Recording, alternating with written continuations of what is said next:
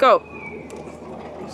How's it going? I'm here at Frankfurt to give you guys my review of Aggressor Six for this month's book club meeting. So I enjoyed the book. All right, it's your Space Marine First Contact story. There's a lot of better ones out there, but this one's got a few details in it that are pretty unique that I did like quite a lot.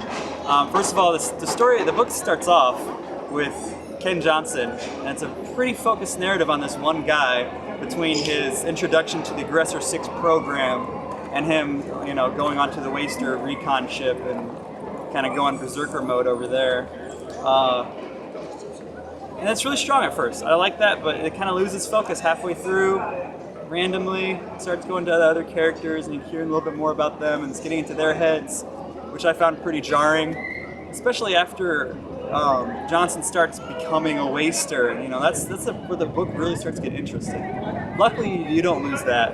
He keeps on going with it. He's speaking more of the hua, or however you say it, with his voter thing and vocoder and his glasses and all that.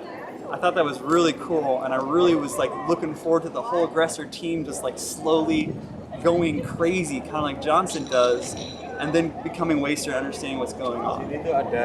As it happens, everyone kind of looks at him as a total fool. It's kind of irritating, to be honest, because the whole point of the team is for them to do this.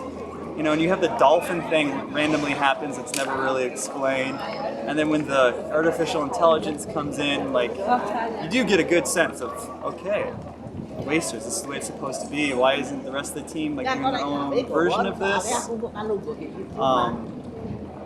I didn't really get the whole catching the plot where they all of a sudden understand the surrender thing. I guess there's a little bit of preamble to that with, I don't remember her name anymore. The Queen lady, I don't remember, but because they submit to her a bit more readily than their own characters are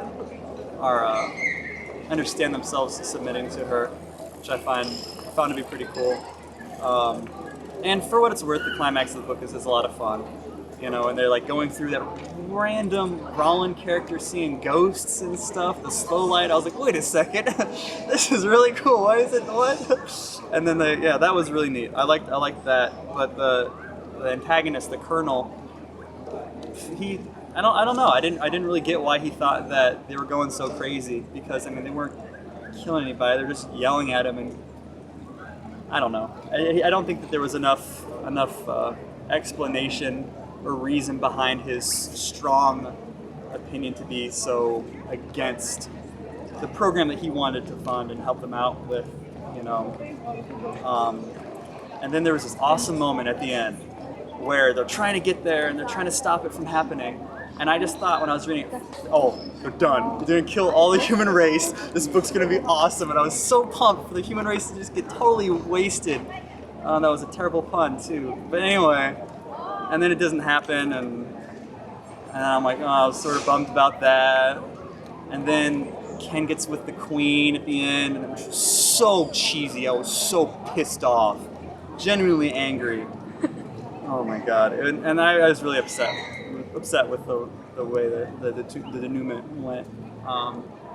And there's the whole loss of focus throughout the middle of the book. Kind of had a problem with as well. There's just so much more intensity that could have been there that wasn't. So, but it was an above average first contact story. So I'd give it a 6 out of 10.